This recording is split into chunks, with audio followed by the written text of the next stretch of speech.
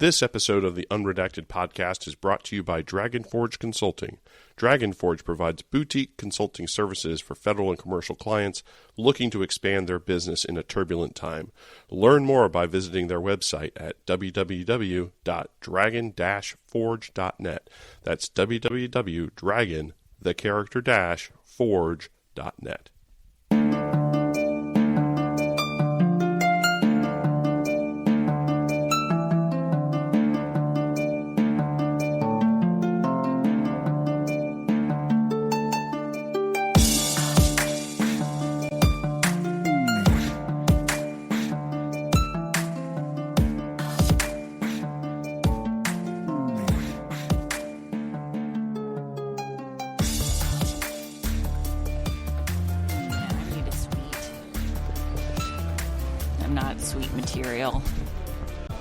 I'm not sweet material. You're very sweet. You're the sweetest person. I know. Being sweet does not get you a suite at the JW Marriott, though, actually. You have to be personable. Shrewd. You're right. People know you. People like you. Do they? Yes. I like you. How's that? I like you. You can't be liked by everyone. That is true. If everybody likes you, you're probably doing some things wrong. I have to remember that. Yeah. As a classic codependent and people pleaser, you can't have everyone like you all the time or something is wrong. So, it's hard. Go ahead. I was trying to actually talk about where are we today? Well, that's what I was going to say. We're in a magical place, Tampa, Florida. Tampa is not magical other than Soft Week when all of the special operator community's fairy dust makes it magical. I strongly concur. It's hot. It's hot. I hear Clearwater is fantastic. Every time I come to Tampa, it's for a conference. Right. And I literally see concrete, and I hear that it's majestic and beautiful somewhere close to me, but I need to add a few extra days onto the Tampa experience at some point so I can see the ocean while I'm here, because I do, as a classic Midwesterner, I love the ocean. Right now I just see people throwing things into the river, and we have rivers in Iowa and Nebraska, a couple of them, so. That's funny. That's funny. Yeah, so this is your water experience. This is, yeah. And I was on a boat last night. Thank you. Yeah, that's right. That's right. We had the yacht party. That was fun. Yeah. Yeah. For folks that have never gone to the Soft Week experience, it is the largest conference in the Department of Defense, Department of War, and it is a sight to behold. Every single capability you can imagine used in the U.S. military is on display, and today is the day before the big demonstration where they kidnapped the mayor.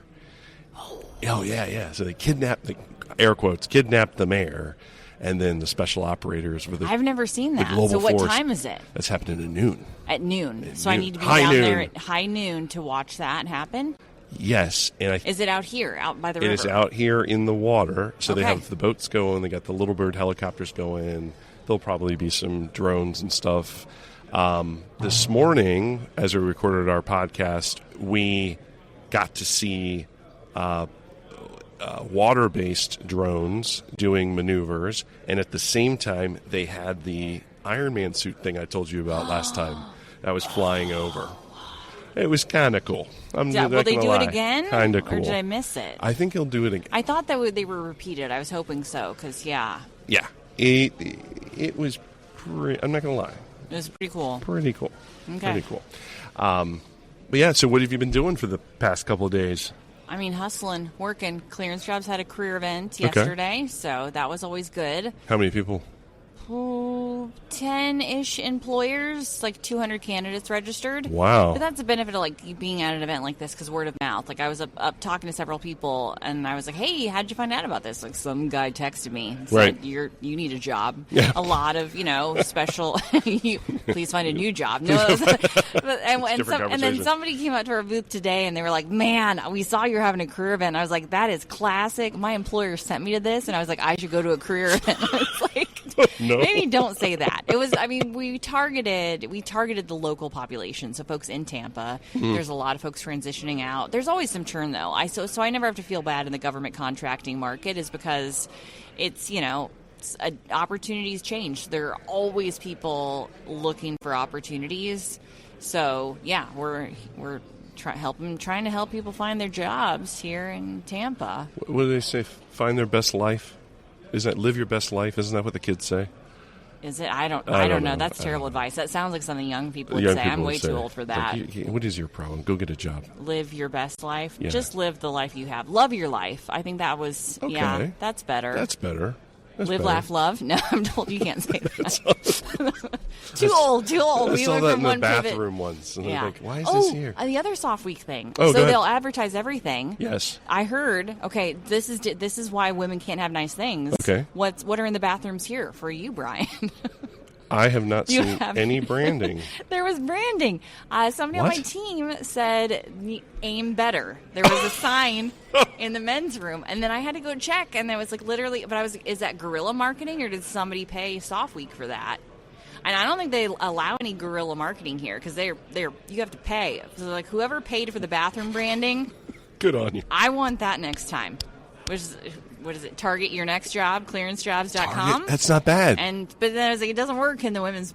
I don't think it works. It's not across. It doesn't work in the women's bathroom. We'd have to find different branding. Or what is the gender neutral bathroom branding? Drop your resume. I don't know.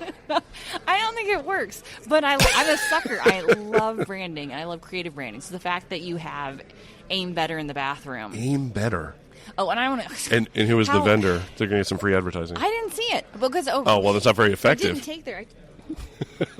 I took a photo. They will love this. They might have to sponsor the podcast now if I mention it because I was told Clearance Jobs would not allow me to talk about this. I'm just saying right now. Harden your signal with ARC US ARCHA.us.net. Your mission protected, and their conference giveaway is harden your Arcus. Sorry. Okay, This is a real company where people work. And ARCHAIUS.net. Harden your signal. They're giving away condoms, Brian. Condoms, which I'm sorry, Soft Week. This is not the week for you because. I mean, I don't mind. I mean, I don't. Maybe people are people. I'm sure there's plenty of folks here that have desires. Well, that only works because there's like 10% of the people here are women. So I just feel like if you're coming to Soft Week for a love match, your chances are not. I mean, if you're neat for who's picking those up. Well, hold on. Okay, now let's balance this out a little bit. If you are a woman coming to Soft Week, you have your pick here, right? Don't you think? I mean, I don't know. I was talking. Nobody hits on me at conferences, Brian. I don't know if maybe it's the metallic skirt and the general I don't know my general vibe. You know, like somebody says like, "Oh, Soft Week, Lindy, target rich environment." I was like, "No, no." I don't. I give up your best little sister vibes. Nobody is going to hit on me at Soft Week. I'm going to tell everybody, like, most of the guys here look like me, right? Very old, overweight. No. Yes, it's true. So, yeah, not the best, maybe not the best hunting ground. Well, and you can't, I think that's the problem. I'm old. Maybe if I was a 20-year-old woman, but now I'm past the point where, like, I actually would like to maintain my job and my professional integrity. I'm not willing to squander it on harden your signal. My son swag. Well, I had to test the swag. I think it's great. There's somebody in that company. It's an Accelerator Alley, ironically. Good on you, and they got some free advertising out of it. We're talking about it right now, so it's pretty good marketing. 20 minutes to figure out what their company name was. Maybe it's because I'm drinking rosé. I was going to say you are imbibing a little bit, so. It was my first drink of the night. You can't ask me. It's like 4 p.m. at Soft Week is late in the day. So one of the things that folks should know is like this. It's really only intense for about 3 days, and like after middle of the day Thursday, it precipitously drops off because everybody's exhausted. We've got 3 different hotels, all within probably a 5-block radius. There's the activities at the water I just described. There's something they call the Outpost, which is a whole other flight field that takes a water taxi to go see. Then they have other, like, folks have, like, special events all over town, all different restaurants. So, like, there is no shortage of networking to be done at this event. And I'm pretty sure the whole city doesn't float on water. I think it actually floats on alcohol. This week. I'm pretty sure. Yeah. Pretty sure. Yeah. So everywhere there's drinking. And luckily we're all, Ubering or whatever. And I'm sure the city doesn't like that because it clogs everything. But yeah, it's a good time. And the other funny thing is, obviously, you're coming out from the Midwest, but, like, most of the folks that I get to see here live in D.C. with me. So we're all going to Tampa to see each other when we could just do it in the middle of the week. We could just see each other anytime. But, I know I gain a lot of energy from this sort of thing because I feel like we're in a collaborative space. We're joining the community, talking about real problems, having some meaningful conversations, which is this week's conversation, which came out of nowhere, again, from a listener, suggested, hey, you need to go talk to some folks. In this case, it was Tim Zentz, who is working for Nightwing. Nightwing is a cybersecurity company that does a whole bunch of different things. It's offense and defensive capabilities. And they drew together an interesting optic around how companies and the government need to think about defense from an offensive perspective. So in other words, if I'm a bad guy going to do bad stuff, they think about it that way and then harden your defenses from that optic. I was like, that's pretty cool. So that just came to us serendipitously, and we got another interview tomorrow. We're filling the funnel here. Look at this. Filling the funnel. It's because you bring your equipment with you everywhere, Brian, so you're prepared. Do you have to check a bag when you travel? I didn't this time. Oh. This time. But it does say something probably profoundly sad when you go through the security line and they say, sir, what do you have in here? Microphones. Because I'm super cool, right? Microphones. What do you do? I'm a 50-year-old podcaster. I get 20 a day. No, they have to pull out the microphones? They didn't make it through security? No, they did. They got through it all. It's fine. It's just they paw through it all. It's like it might as well be like, what business do you, sir, have with microphones? You could be on CNN. What do they know? What do they know? Yeah, I know somebody. I'm somebody. No, not at all. No, not at all. A famous podcaster for all they know. Yeah. Watch out, Seth Rogen. So here's my question for you. We always do a question before we get to the substantive interview. When you think about cyberspace, do you think about cyberspace? Is this a concern in the Kaiser household? No. Move to Nebraska. That's what I tell everybody. Do you want to eliminate fear and anxiety from your life? Move to Nebraska. Don't spend a lot of time thinking about it. It is funny how it's shifted. I talk about when I worked for the Army 20 years ago when I was young, cybersecurity was all the rage, right? Cybersecurity, whatever that was. And now we're living in the AI bubble, AI moment, and I'm like, this too is going to pass, right? We have all these AI companies, AI, and it's like, but we still don't have. It was the same way with cybersecurity 20 years ago. People were asking about what is the governance, what is the structure, how are we going to deal with this? Are we going to have, what is the role of NSA versus Cyber Command versus all these entities? Who has authority over what? They're doing the same thing with AI now. So I feel like we've lived through this. This is going to be our new. What would be interesting to see? You're all about the retrospectives, right? You're getting ready to do some podcast series on that. We should talk about that. Yes. But it's interesting because I'm always like, what could we learn from that? We've had to do this before. The latest technological thing. What did we learn from how we built and scaled cyber as an entity to now? Like AI is just an iteration of that, right? So what could we build and learn from that? So we're not trying to resolve the same problems. I don't know, maybe it's an opportunity to solve new problems different ways. I don't know, but I'm a history buff, so I'm always like, what can we learn from the history of how we've done this that could better help us implement, integrate, and scale AI across cyberspace? Is that what? Maybe, I don't know. What is interesting about your comment about history is we probably have forgotten more about the state of, quote, cybersecurity in the past 20 years than we apply, because the very attack surface that adversaries are going after changes with the change of technology. So exploits that worked in 1990 don't work today because the technology literally doesn't apply. Yeah. And I do some work in what's called operational technology, or OT, versus IT, information technology. OT is like what runs power plants and things like that. And one of the things I find really interesting about that is that when those power plants are commissioned, or water authorities are commissioned, some of them in like 1950-something, it could be very analog. And there might be a computer that's in there that controls a very discrete small system.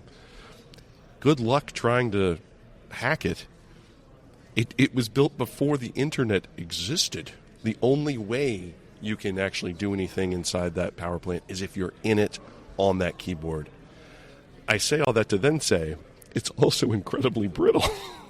We're talking about operating systems that use magnetic disks, right? So what did it take to break that system at the time? Well, incompetence generally, or a pair of scissors. That's funny. I thought that was funny. That was funny. Okay, great.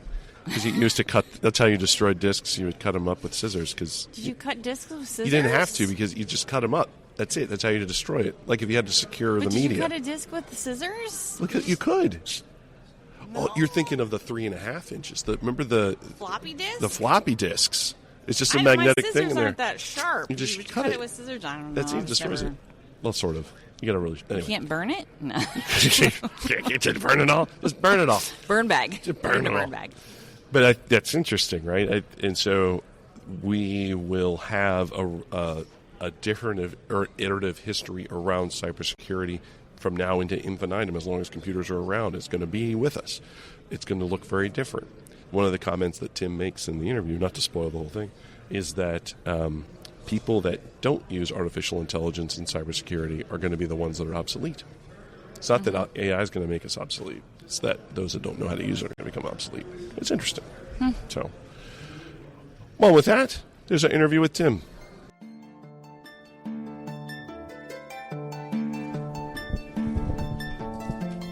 Yeah, this ain't bad. So you come here as early as possible to look out on this vista? Absolutely. It's a beautiful view despite the construction. We saw some dolphins jumping yesterday in the water. So that's cool. Yeah, it's pretty sweet. So I'm here. And how do you pronounce your last name? Zentz. So Tim Zentz here from Nightwing.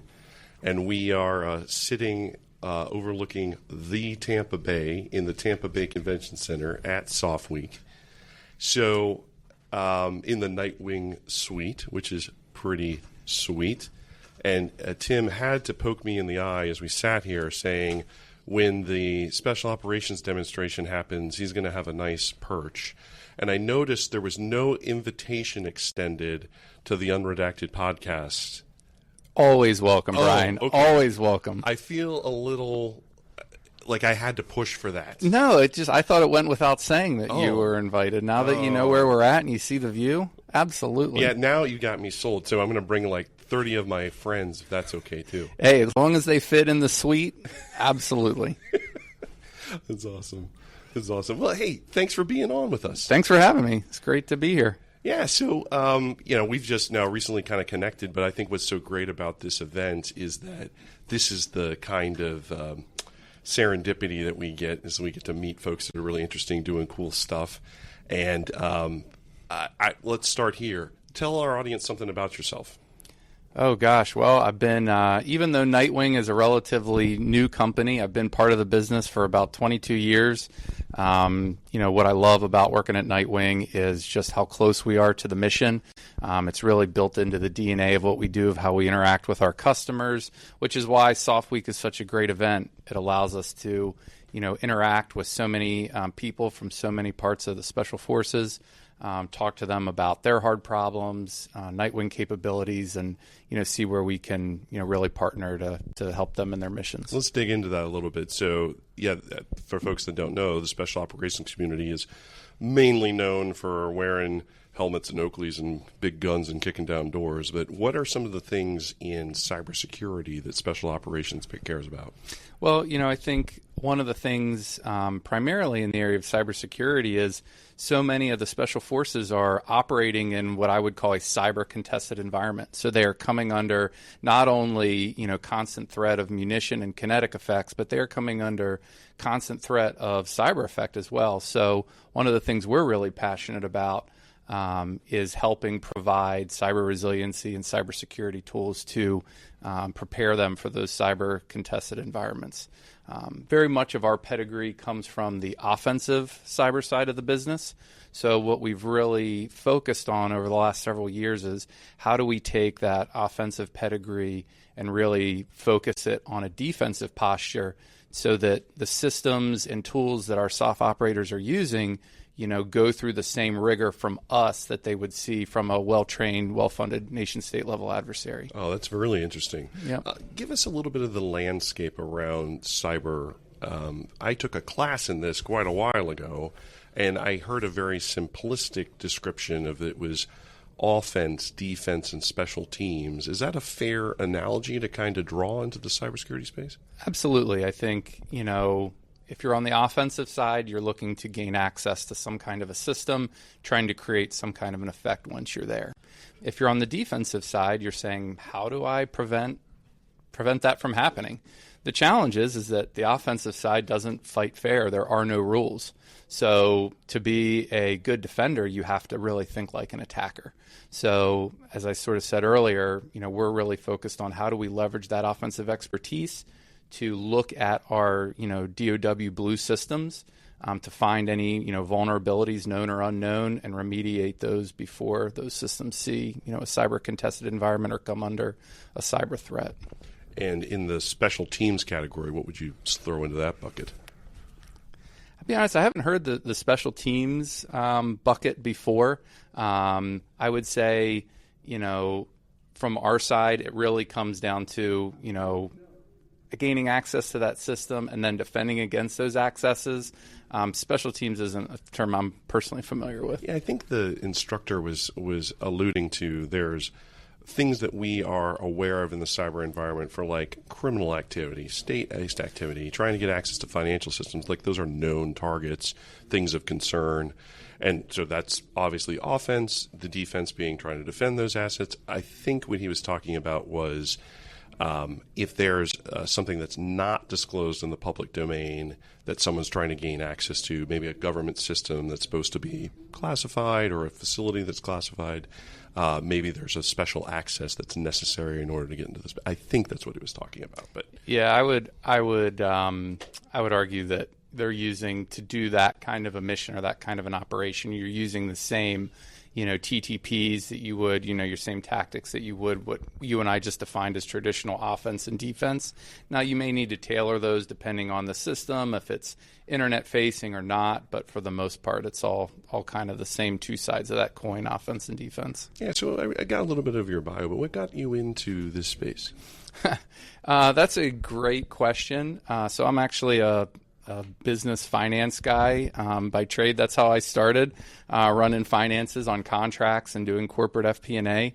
And through the course of my career, I got involved in, new business and proposals and business development. So I joined the part of Nightwing where all the cyber work happens today called Codex, working proposals, and just kind of have been here ever since. So I wouldn't say it was by accident, but I don't think I could say that it was by, I was focused on getting into this field either. It was just kind of the way the events sort of unfolded. But I'll tell you, I think it's a very exciting business. It's obviously, with everything going on, the introduction of AI as a new tool and a capability as well as a threat that we're facing. It's a very dynamic time in the field of cybersecurity. So, I'm really enjoying the work that we're doing right now. Yeah, let's talk about that. So obviously everyone's talking about artificial intelligence. Very few people are talking about AI in a context of how I could use it in a defensive way. Mythos being the one that people are looking at in the headlines now. How do you guys think about and talk about AI in this context, cybersecurity context? Yeah, I think to sort of simplify it, we view AI as a tool. just like a fuzzer or an automated test framework, we're using AI as a tool. There's lots of instances where AI is a great enabler of our workforce. It is a force multiplier. It helps us test more efficiently. It helps us write code way more effectively and accurately. It helps us search for, signatures across code bases and firmwares. But at the same time, there's instances where, you really still need a human in the loop to run the AI, to go through the results, to ensure that they're accurate. So, that's how we're treating it now. As, our AI lead tells me all the time, hey, Tim, the models are the worst that they're ever going to be right now. So it's only going to become, more and more of an enabler as we go forward. So, we're embracing it. And really working it into our workflows so that we can be more effective for our customers. Would you agree or disagree with the characterization that we're on the cusp of an AI arms race in cybersecurity? I think you could make that claim. I don't know that I would call it an arms race as much as I think we are on the cusp of whoever can use this new tool the most effectively is going to outpace either their competitor or their adversary in terms of, just how technology continues to advance and how, this field continues to grow. That's how I would classify it more than, say, an arms race specifically. I think it's interesting because that's how folks are starting to frame it now as we start to talk about AI ethics. And, we used to have a conversation around cyber weapons, and now we're saying, well, maybe these jobs that we used to have where folks were either developing those weapons or developing defenses to those weapons, we can automate a large portion of that. So how do you start thinking about the workforce that is going to be in this space in the next 5 years? Yeah, I think they're going to have certainly a knowledge of how AI works, what it's good at, what it's not good at, and that's going to continue to evolve. I think that's one of the hardest things about AI right now is it's so fast changing. Everything is evolving and developing so quickly. So we have to stay at the forefront of that. I heard it said AI is not going to take your cybersecurity job. It's the person that can use AI more effectively that's going to take your cybersecurity job. So we're really focusing on offering opportunities, offering all the tools, the models, everything to our workforce so that they can be, well prepared and, staying on that cutting edge of how to use these capabilities. I have to say there's not a lot of AI. I count myself among AI optimists. I'm in the field, so it's hard to say right. Otherwise. And, we have a vested interest in it personally. But I do feel that way. I feel like there is a future in which humans play a different role. I do feel like, though, we have to be careful because if we are not deliberate and diligent about how we're deploying some of these things and not thinking about the downstream implications, it can quickly get out of our hands. I don't know if you agree or disagree with that. Yeah, I think that's going to be something that we have to monitor over the coming years. I don't know that I personally have an immediate concern about that with just sort of where the technology is and, where we see it going over, the short term, which is, I guess in this field, the next 6 to 12 months, but definitely something that we're going to have to keep our eye on because you're right, it could totally go down that path if we're not careful. So here you are, we're getting to meet some interesting customers in the special operations community. What are the types of conversations you're having with them around this sort of issue? Like, how are they thinking about the future of cyber security and the interface with artificial intelligence? Yeah, I think the conversation is the same as it sort of has been over the last several years. There are how do we use AI in order to enable our SOF operators to be more effective? How can we as contractors use it to enhance our cybersecurity capabilities that we can then deliver to mission? So it's becoming, I would say a sub-thread within the larger cybersecurity conversation. But we're having lots of conversations around this cyber resiliency concept of ensuring security of soft tools and capabilities, in theater. So we're very focused on that.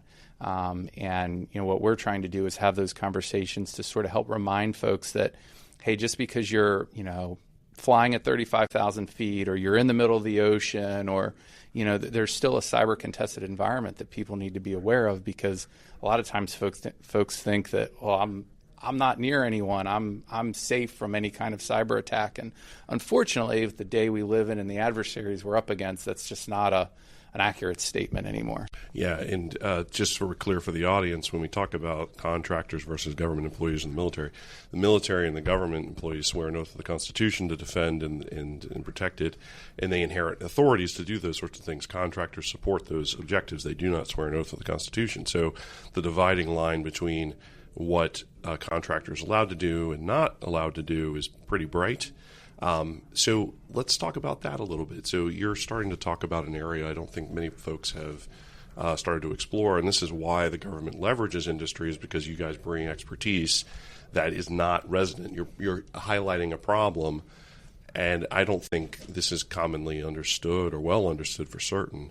Talk about that. Talk about a disconnected environment that would be subject to a cyber attack. Can we talk about a specific example maybe? Sure. So, a great example, and the one I like to use, is pick any platform. It could be a land vehicle, it could be an air platform.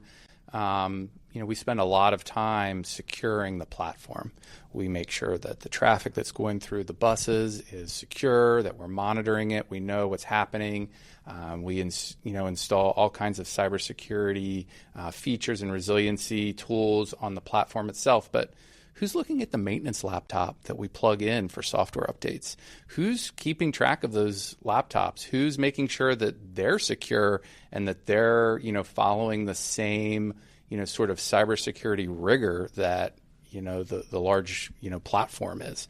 And people don't always think about that, but we've seen that as like, whoa, this is a way that could be highly vulnerable. So we're trying to help our customers see that it's not just about a direct attack on the platform itself. There's all of these other attack surfaces that people need to be mindful of and thinking about. That's why I always say attackers don't fight fair.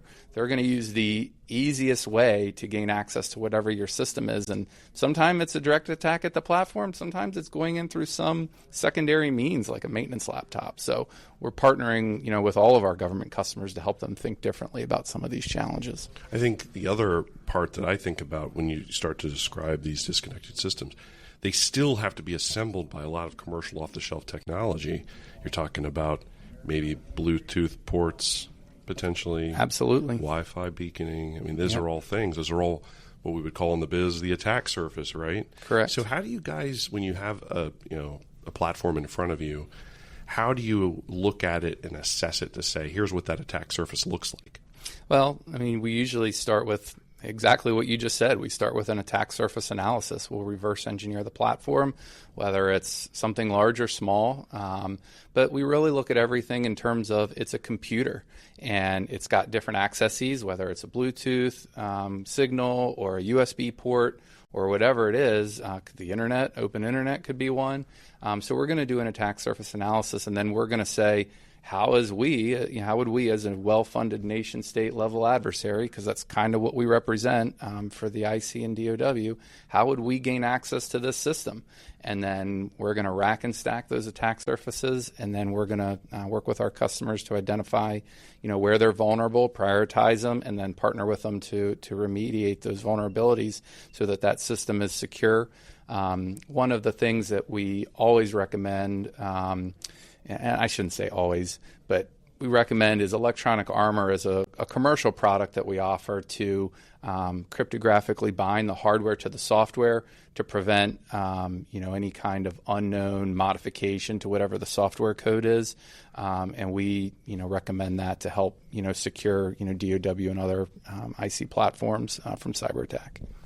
This is very, very cool. When I think about this space, that disconnected space, there are both advantages and disadvantages. The way the American military fights, it's a connected space. We need to know where other friends are. We need to know where other assets are. We need to know where the adversary is. And the adversary sees that as an opportunity to create a wedge, either between us and our allies or us and our other military components. And, of course, obviously mask who they are on the battlefield as well. But let's talk a little bit broader. So we're using a battlefield example. I'm using a battlefield example. Let's talk about the cyberspace environment. Like, it's not a thing. I can't touch it. Right? I can touch a UAV. I can touch a submarine. Sure. So how do you describe to a warfighter or a decision maker why the cyberspace is so important, number one, and number two, how to conceptualize defending it? Well, in terms of why it's important, the example I always use is you have whatever platform you're referencing. It could be a cruise missile, it could be a fighter jet. Well, if those platforms, munitions come under cyber attack and they don't work, what good are they?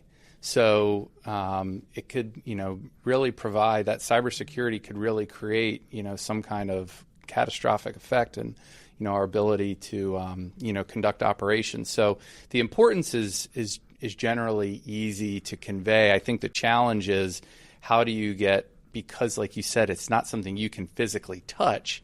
How do we get people to realize that it's real?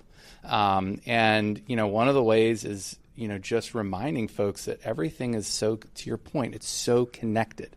So if I can gain access to system A and it's connected to system B and C, well, guess what? There's a really good chance that once I'm on system A, I can pivot around your network, I can create different effects, I can gather data, and really and we demonstrate a lot of that for our customers so that they can tangibly see what we're doing and what their adversary could potentially do to help make it real for them.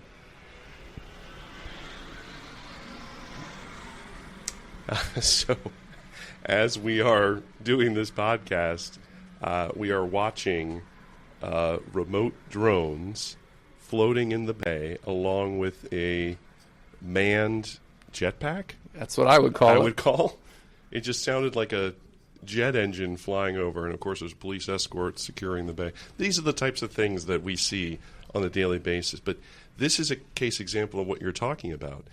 All of these, what we would call autonomous systems, are really not fully autonomous. They are networked. There is a control system somewhere.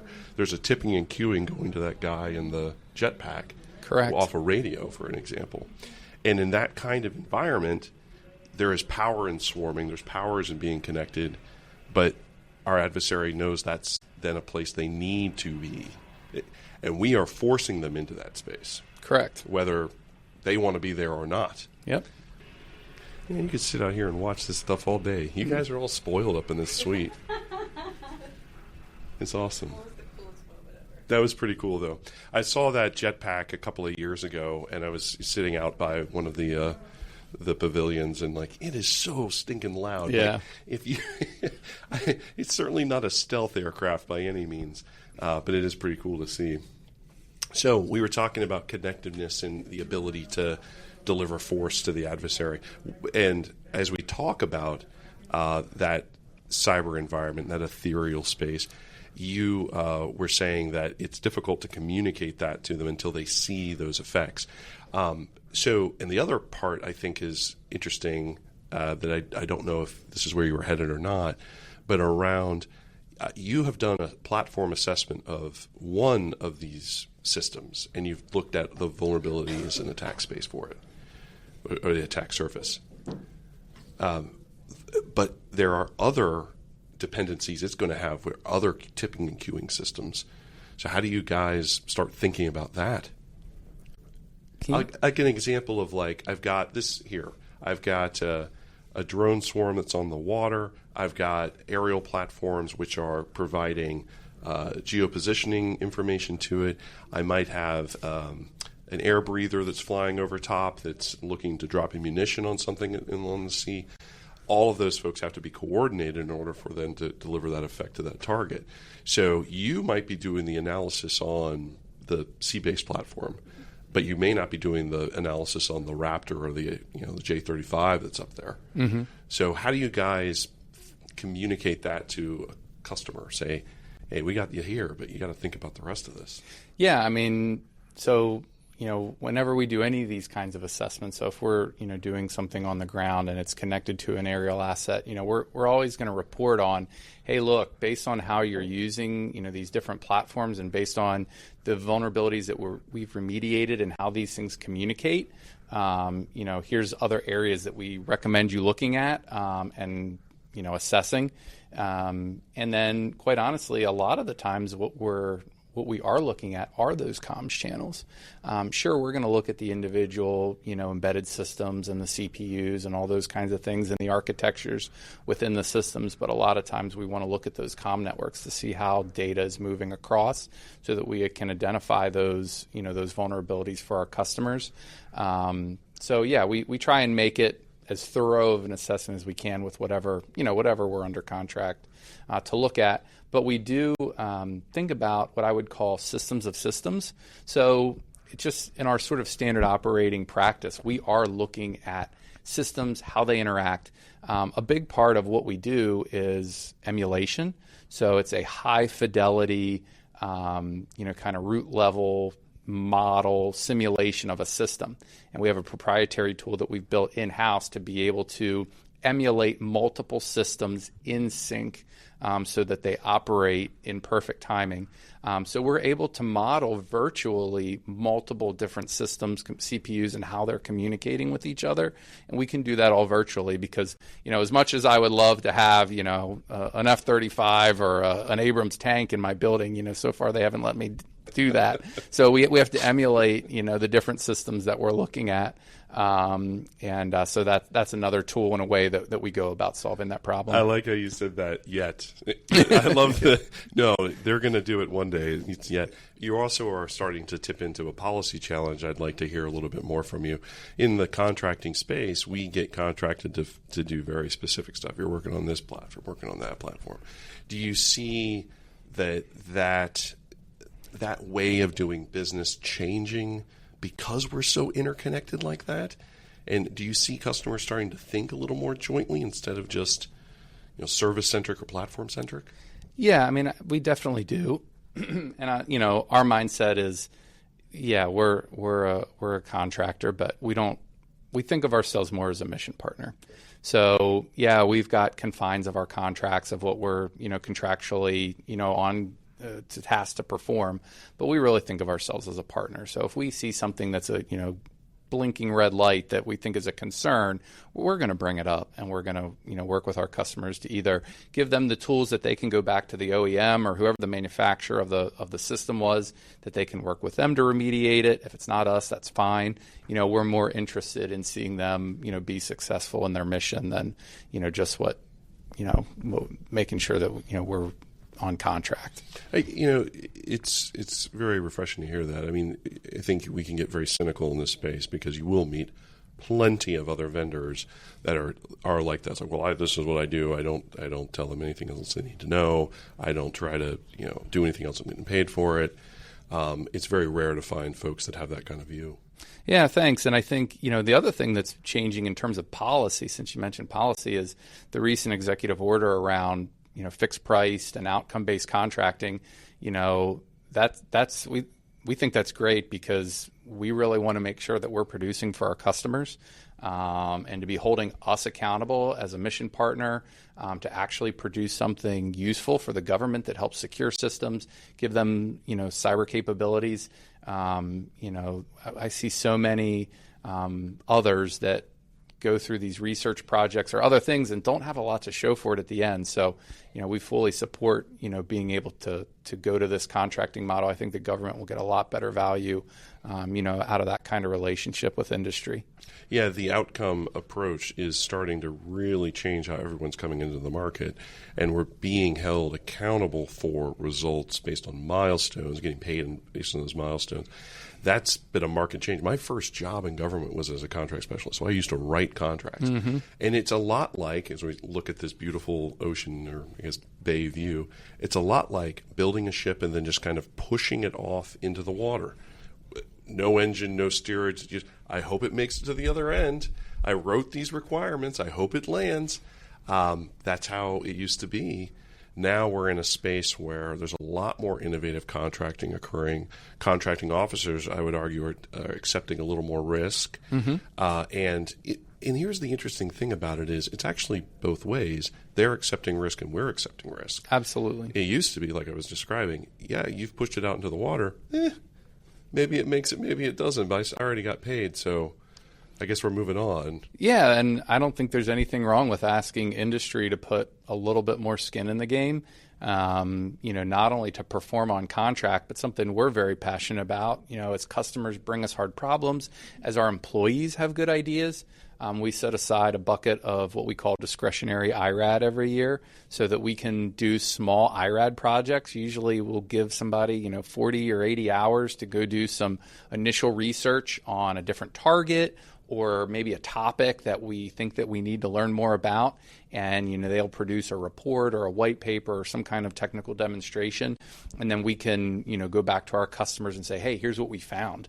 Here's how we would recommend you proceed. So that's been a good sort of strategy for us in order for us to put a little bit of skin in the game with the government to be able to say, hey, look, we're passionate about solving these problems, not just, with our hand out asking for a contract. And I don't know, I'd like to hear from you, but I imagine the bar for you is pretty high for putting that prototype in front of that customer to say, we know that this works the way we've designed it, and here's the proof. Because as a former buyer as well, I was always left with, you say you can do this. I'm not quite sure you can until I see a prototype, until I see a demonstration. So, is that kind of how you guys go at it, or do you attack it a different way? Oh, absolutely. I mean, I think anytime I'm going to have, an initial or second meeting with a customer to talk about our problem, I'll always invite them out to our facility so that we can demonstrate the capability that they're interested in. It goes back to, pictures worth 1,000 words, and for them to be able to see it. And as we mentioned earlier in the podcast, cybersecurity is not real tangible that you can reach out and touch it. So demonstrations and being able to show these kinds of capabilities and show the effects is very, very effective, and it helps our customers kind of get their arms around, the challenges that they're facing and that we're helping them solve. Now we're going to come full circle, like that cognitive dissonance we're talking about. I can't touch cyberspace, but what I can do is try to get you there. And it feels like to me, as we're talking through this, is that really is the only way to communicate something like that. I can write you a proposal, yeah, and you can read it, but I got to see it. I have to see it. And this is an interesting area of where we are in the technical arc of the story. It's not enough just to write it down. I've got to see something because it is ethereal. And I would say even more than that, Brian, so many times when we're doing cyber demonstrations, we want to create some kind of physical effect. I don't want to push a button, have a cyber effect, and there's a bunch of ones and zeros that show up on the screen because that's not real impressive or convincing either. So it is it's a constant challenge to make it tangible for folks. Exactly. That's exactly right. So I do some work in the OT space, and that is one of those things that we talk about a lot. It's that, this is a real threat. How is it a threat? I'll show you, literally. This turbine will stop spinning and the power plant won't work anymore. Right. I mean, that is visceral. Exactly. I care about that. So those are the types of things that you are starting to show to customers to communicate criticality. Mm-hmm. Absolutely. Compelling. Yep. And to be able to demonstrate that, again, just because you think that this system, whatever it is, isn't accessible by an adversary, I'm here to show you that, yeah, it is. I mean, not just to scare you, but to sort of prove the severity of the challenge that we're trying to solve here. Well, and I think the other piece here that maybe unspoken is the creativity, not just, you're creatively solutioning, but also the creativity of the attacker. Absolutely. They'll look at things and they'll do social engineering, which will then combine with an exploit, maybe combine with an intelligence operation. All of those things coming together to create the effect that they're trying to do. So your purview may be on one of those legs of the stool, but you're at least complicating it for them so that they can't affect that outcome. That's at least something. Absolutely. And, I would say 9 times out of 10, when we're looking for the people and the talent to do this kind of work, sure, most of the people that we hire have CS or computer engineering degrees, but we're really looking for the aptitude to be able to solve these problems, kind of bang your head against the wall for 8 hours a day trying to solve a problem that really wasn't meant to be solved, because you're trying to get a system to do something that it really wasn't intended to do. It's capable of doing, but so, yeah, we got to get people to think differently. So I think the point of that is we're looking for aptitude in this space as much as we are, a technical skill or a technical degree. Well, let's talk about that, too. The hiring space is, so my son happens to be here. He's 20 years old, William and Mary, a political science grad, anyone's looking for. That was self-serving. But I look at him in the future of we'll call the cyber cadre, the cyber force. And yeah, okay, computer science degrees, that's easy, but there's a lot of cynicism, I'll say, of getting a computer science degree now, because like it used to be, hey, I get 6 figures coming right out of school. Not so much anymore, because AI is starting to chip away at those really beginning skills that they come away at school with, and now they enter industry. It's like, hey, listen, I can do everything you're doing on this generative model. I don't really need that. So what kind of advice would you offer to kids like my son, or in that kind of generation coming up through the academy? What should they be learning? What's an area that you would find interesting when you're staring at a stack of resumes and like, this is the type of person I want to hire here? Well, I think, to your point around AI, I mean, there's still not enough people in our industry, certainly on the offensive side. And, so again, it comes back to, how are you thinking about these problems? Can you think differently? Can you really understand at a root level when, these embedded systems, mobile devices, desktop, networking equipment, can you really understand how they truly work so that you can create effects and figure out how to gain access to them in ways that no one else has thought of? And then when it comes to AI, as we said sort of at the beginning of the show, I think, learn how to use it, figure out what it can do, how you can use it in this different kinds of work, because as I said earlier, we're really looking at it as a tool. And so whoever can use these tools the best, is really going to be, I think, the ones, at least in the next, 12, 36 and months and beyond, are really going to be the ones that come out ahead. Yeah, I think in building on that idea, I think that there's some interesting thought to be had for skills that you probably only could have one kind of job, but maybe there's more opportunity now for that field. I'm thinking primarily like psychology or sociology. Like those were pretty much either reserved to social scientists or folks that were going to go into a medical field for mental health. Interesting. Our battlefield space is becoming more cognitive. So how do we shape reality, depict reality? How do people absorb that information? How do different cultures absorb that information? So we talked about visceral examples for our community here that makes sense. Is there something that the adversary doesn't care about, maybe? So we're talking about Iran in the news, right? And one of the very difficult things I think we're discovering is that this is a pretty hard adversary to deter. They really aren't beholden to their people. They can kill them at will. It doesn't matter. It's about the raw power of their government and what they can force upon the rest of the world. How do you deter an adversary like that? That's a cognitive problem. What is the visceral thing that they would respond to say, ooh, I've gone too far? And knowing where that is, that's not an easy challenge. Yeah, it's not, and I don't know that I'm the right person to answer that question. You're a little bit out of my realm of expertise, but it's something that I would say kind of bringing it back to sort of what I would be comfortable talking about is understanding. We work to understand as much as the more we can understand about our customers and their missions and who their adversaries are, the better we can help them be prepared. So, going back to this theme of, we really try to focus on being that mission partner so that we can be tightly tied with them, not just understanding the technical requirement of what their system is trying to do or the cyber effect they're trying to create, but really understanding their mission con-op of that adversary they're going after, the way that they're going, to execute that mission. The more we can understand about that end-to-end thread, the better we can support them, the better capability we can develop and deliver for them to help them be successful. So whether it's, I agree with your points on Iran as an adversary. All we're trying to do in those instances is just stay close to our customer to support them how they need us. Well, and discover with them. Exactly. Right. So in a cyber context, again, it's fairly well known that Iran is very adept in the cyberspace environment. What are they doing? What are they trying? Why are they trying those things? And getting a little bit behind the question behind the question. We see them doing this. Why are they doing that? What is the national objective they're trying to achieve? And then supporting the government and trying to affect the operation in the way we want to see it affected. Yep.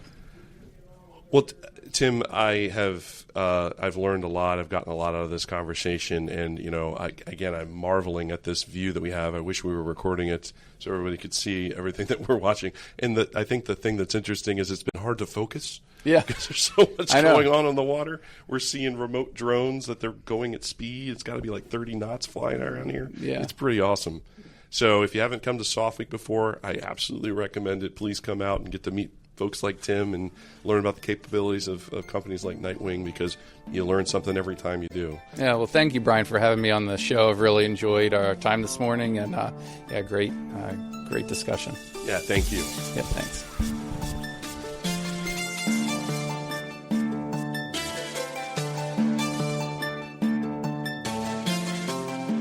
I'm Lindy Kaiser. And I'm Brian Drake. And this has been the Unredacted Podcast.